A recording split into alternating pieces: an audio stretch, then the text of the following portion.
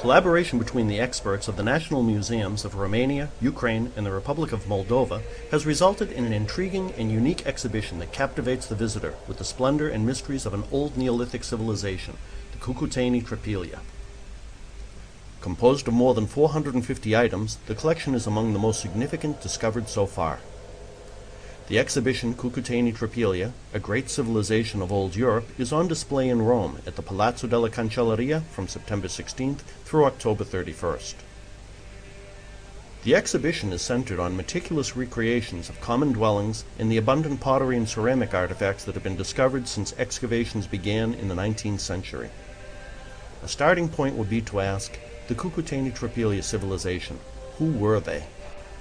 Tracing its roots back to the 5th millennium BC, the Cucuteni-Trypillian is considered to be the first great civilization of Europe, having occupied the area that is now Romania, Ukraine, and the Republic of Moldova. It was a civilization spreading over about 350,000 square kilometers, with thousands of settlements ranging from small villages to cities comprised of hundreds or thousands of dwellings. Daily life was occupied with farming and raising livestock, spinning and weaving cloth, tools and weapons making. The Cucuteni-Trypillian craftsmen were able to work with copper and various alloys, and to a smaller extent silver and gold for the creation of prestigious jewelry.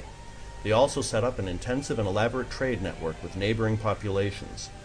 But the main preoccupation of the Cucuteni-Trypillian seemed to be ceramics. It would be no understatement to describe the ceramics of the Cucuteni-Trypillian craftsmen as masterpieces. For nearly 1,500 years, these ancient artists produced pots and vessels and statuettes that transmit the artist's thinking and feeling and imagination by means of symbols and designs. Often unique and beautiful items that show us the excellence of their creator's skill, sculptural and elegant in form, intricately detailed with painted and incised designs, as well as by the precision of their execution. Sometimes the shapes of their ceramics are so harmoniously modeled and ornamented, almost suggesting the sensuality of the human body. Others follow the rigidity and patterns of cereal production items that were used for everyday use. Many are of animal forms that symbolically confirm the importance of agriculture in their daily life. And many are covered with representations of mythological scenes and were used for religious rites and festivals.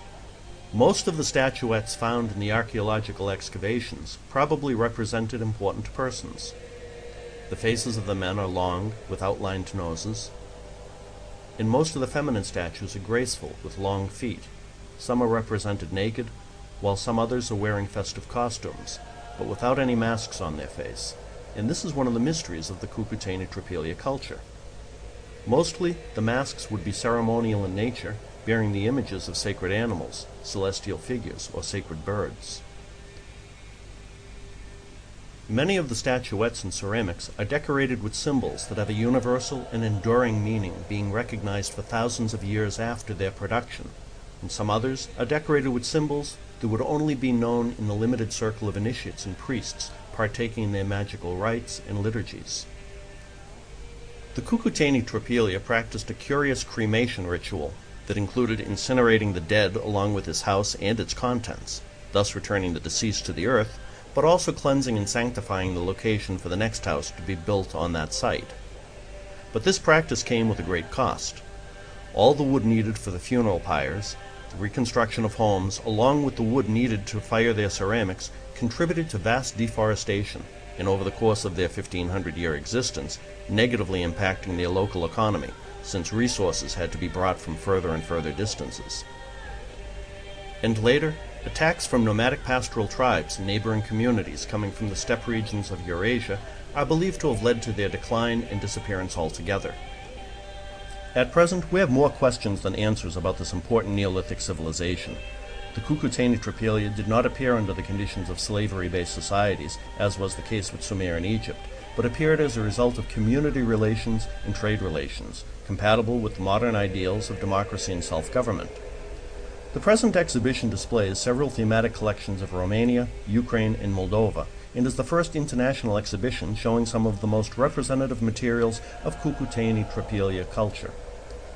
The aim of the exhibit is to inform the public about an important wellspring of human civilization. The more we find out about Cucuteni-Trypillian, the more mysterious they seem. Most ancient cultures, like those of Mesopotamia and Babylonia, are known by their writings, but having left no scriptural records, it is not known what language the Cucuteni-Trypillian spoke, making it even more difficult to establish the place and role they played in world history and the development of ancient Europe.